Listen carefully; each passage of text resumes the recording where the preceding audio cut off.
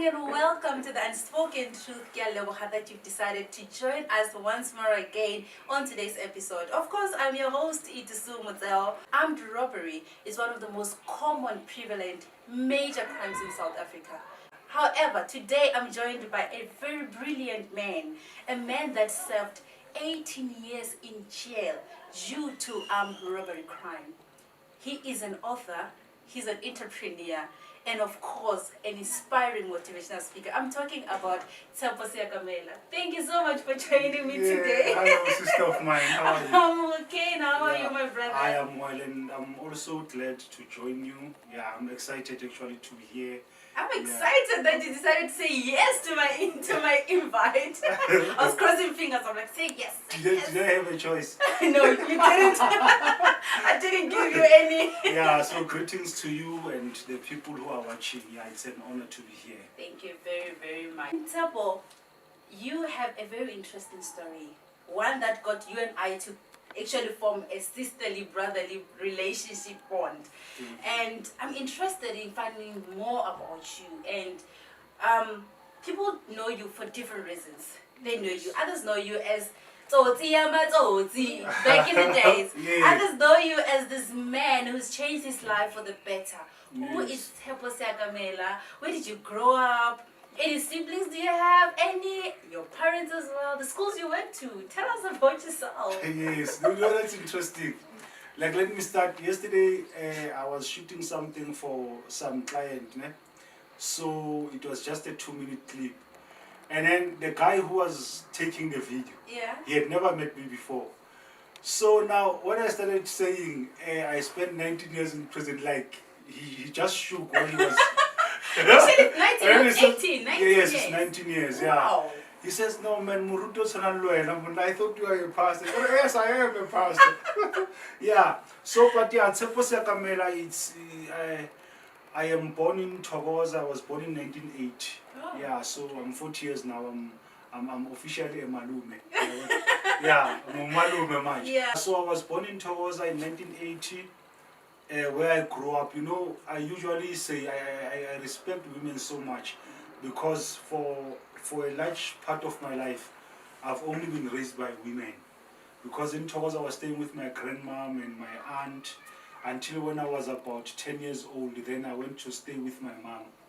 So yeah, for a large part of my time, I've been nurtured, mentored by women. Right. Yes. So now it happened. My story, the turn of my story starts when I was in primary school. You know, at the time I think I was in standard 4, which today they call it. It's grade 6. Grade 6, yes. So, you know, when you are in grade 6, at the time, you know, standard 4 at the time, you find that I was about maybe 11 years old, 10 years old. But then you find that in class, we have some people who are about 16 years old. Yes. You know the situation back in the days. You find some people, they started school late. Some people used to repeat classes a lot. You understand? So you find that we are little boys in class with much older boys. And because of that, during that time, I suffered a lot of bullying. Yeah, I was bullied a lot in primary school. And yeah, it was bad, you know. And at home, I was being raised by a single mom. And my mom was, she tried her best to do things for us. She was a school teacher. She was a teacher, right? Yeah, she was a teacher. Now she's retired. But she was a teacher. You know, a teacher paying bond, taking care of 2 kids. So she was busy most of the time. On the other hand, also, she's a woman of God, you know. She used to love church. During the week, she's attending choir practice, you know. So I don't remember having someone that I can come back to at home and say, this is happening to me. Yeah. You understand? Yeah. So yeah, it happened all throughout grade 6, grade 7. Then when I got to grade 8, you know, that time when you come out from primary school and then you go to high school, and you know there's this whole, you hear all these stories about how newcomers are being treated and all this bullying that goes on. When you go to the toilets, they'll draw a bicycle on the wall, you must ride that bicycle. Eish. You know, all of those things. Yeah. So I remember, in a way, I was scared, you know, of what was going to happen. To you. So now, I remember from the first day, when I got to secondary school, to high school in Fostores in Tutulsi, I decided to join a gang. I decided to join a bunch of bad guys because I thought if I roll with these guys, then I will be saved, you know. I will avoid being bullied. Yes. Yes. Yeah. So did it work? I don't know if I said it worked, but in high school I don't remember ever being bullied. So it did work. Okay. To some extent. To some extent it did work, but now the downside is that, you know, during that first year, my first year in high school, I started now picking up all the bad habits that my new friends, you know, have. I started smoking, I started drinking, you know. These things start little by little. You start with cigarettes, then you are with these guys, they are smoking dacha, you want to try dacha so also. It keeps getting worse, you understand? And worse. Worse and worse. It's alcohol, it's parties, you understand? And I remember, girls, you know, I was chasing girls, they were chasing me. Oh, so wow. It was, yeah, so, yeah, it was that thing. So, you know, my life, that's when now my life started to turn, you know, I started to become the different person that I was from, you know, from primary school. Primary school, I was this sweet, very intelligent boy, and then little by little, you know, even my performance at school dropped. Started dropping, yes. So I remember at the end of that year, I did pass, but I did not pass in a way that my mother knows me. Like, you know, she knew that I could do better. Yes. So then that year she decided that she must take me out of that school in the township and put me in a Model C school, you know, in a better school. So your mother did everything in her power to turn you into a great man. Definitely. Just like any mother would. Definitely, no. She's the best. She's the best. Even now, she's still the best. Yeah. So now, yeah, I told you about the other book that I've written, which I have not yet published, for many reasons. Yeah, I don't think I'm ready for that book now. But in that book, there's a certain place, there's a certain chapter that I call My 3 Levels of Pressure. The name of the book is The Roundabout Way. Roundabout Way. Yes, so I'm saying that I have found my purpose, but I took the roundabout way. So I'm saying to everyone who will be reading the book that they must start seeking their purpose as of now. So this phase of my life, I call it my 3 levels of pressure. The first level of pressure is that one of being bullied, and then being pressured into joining a gang because I was running away from something. And then the second level of pressure, when I got to a Model C school now I encountered a different kind of pressure now. You must know from the bad habits that I had picked up. Now I'm exposed to many things. I like partying now, we like fashion, you know. Yes, the 90s. Jewish. I'm a Rosemora, I'm a Cavella, you know. Yeah. The 90s, I'm a Velvet, I'm a Mashwabana. So those that year, it was during that time. So I am now a lover of things. And now when you get to Model C, there's an added element, you know, movies, dates, you know, the things missing in as a cast. Now it's an added element. So you find that we want every weekend we should go to festivals. That time, these artists, they liked having festivals. What time, a new school. When they say the Tamuren, we want to be there. You understand? So it was that year. Now, I have now adopted that lifestyle, which I think it wasn't good for me. I know it wasn't good for me. It's demanding. It's demanding, very demanding. Now, when you get to a Model C school, you find that, you know, this life is fun. When you were in a township school, you were considered to be a mama's boy, a cheese boy. You know, Kokas, there's this new house, it's called bonding. Yeah. It's called bonding. And then, now, cheese boy. Now you get to the Model C school, now, Utola Banabadi Ngakara serious. And now, the things change. Now, outside in Ngakara, you are the lowest of the low. And then you find out now, the new bunch of friends that I had then, I mean, they all came from well-off families. And you know, in these circles, if you don't have money, then you'll be the one who always goes and buys drinks They for call us. it ice ball right now. Yeah, it's like that. So now, that was my second level of pressure. And that's the biggest mistake that I regret. I started not to be content with who you are, with who I where you come was. from. You understand? With the efforts that my mom was making, you know. The sacrifices. 2 children in a model C school, paying bond by herself, you know, trying by all means for us. As you know, a single mother. You understand? That's what in the book I call my second level of pressure.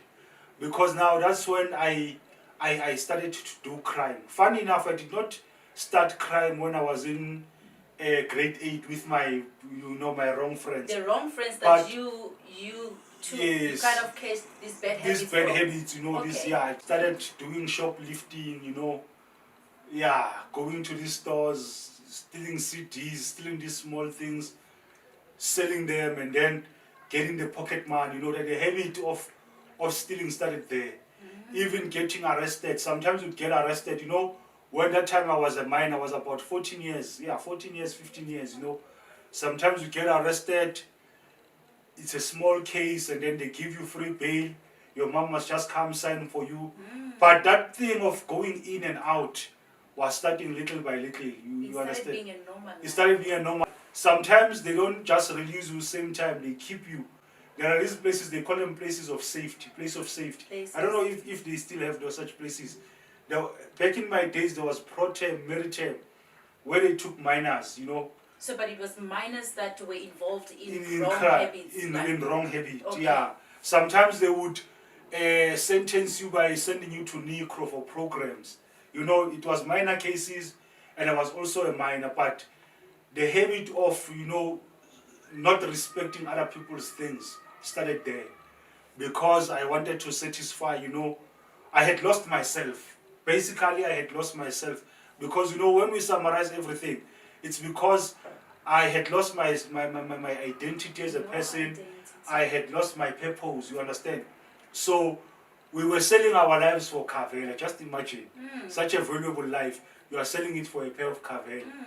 So now, and then that's what I call my second level of pressure. Then, what I call my third level of pressure in that chapter, it's when now, this thing of crime now went on and on. Because I think even at school, I would be at school, but I would be upset. Upset-minded. Absent, like you'd go to school, but bunk classes. Because I remember my first model C school that I went to was Edith Hines. That's where I was with those friends that, Then after Edith Hines, I attended so many high schools.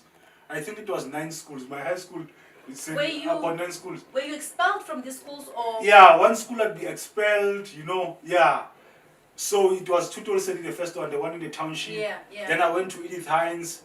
Edith Hines, I think I failed that year in grade 9. And then I couldn't come back because that time it was this kind of school if you fail, So I went to Sunward Park. And when I was going to these schools, obviously at that time I was literally a bad boy. You understand? So even the company of friends that I would keep at school. I remember in Dinwili we were expelled for smoking dagga. During school? During school I started playing dice.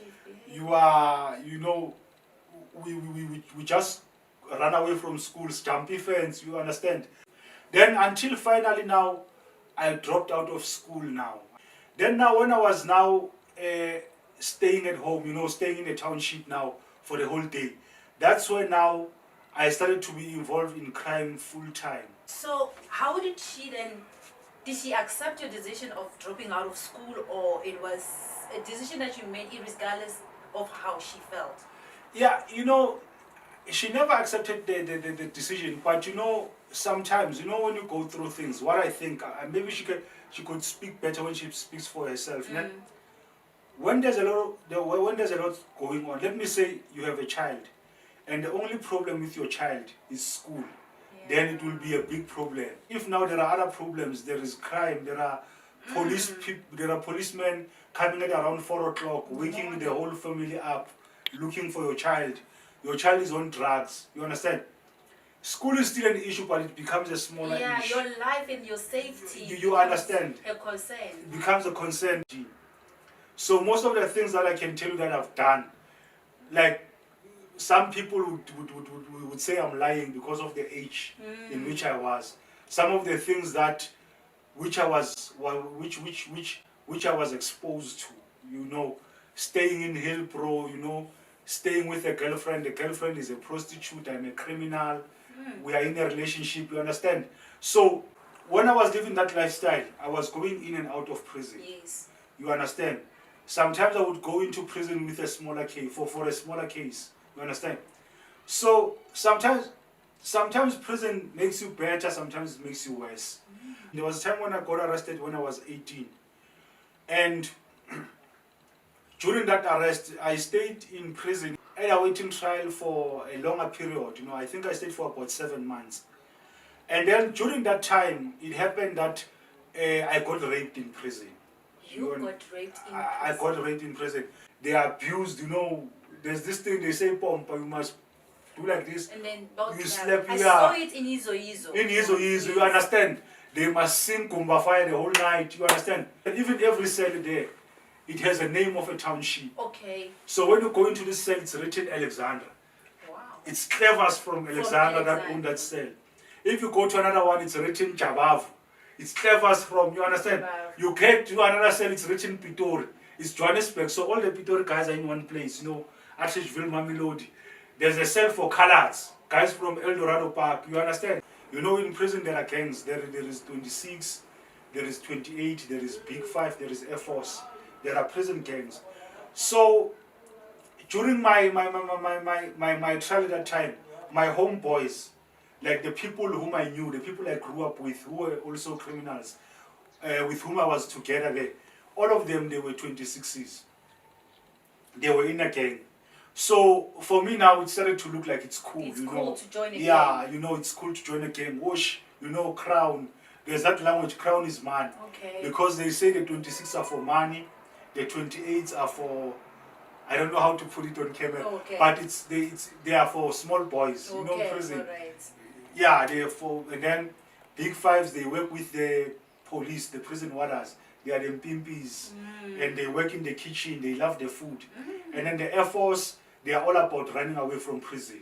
That's why they call them Air Force. Like they are every chance they get, they escape. They escape. That's what those gangs stands for. So but you know, it's been a journey. That's an interesting story because it has been a journey from that happening to me healing and to me being able to talk about it like you understand? Because there was a time for so many years I had never told anyone about this, especially when you are in prison. I mean, it's something that many people, it had happened to them, but they wouldn't dare tell anyone, especially being men. But for me to come to a point where I'm able to talk about it like that, it has been a journey of healing.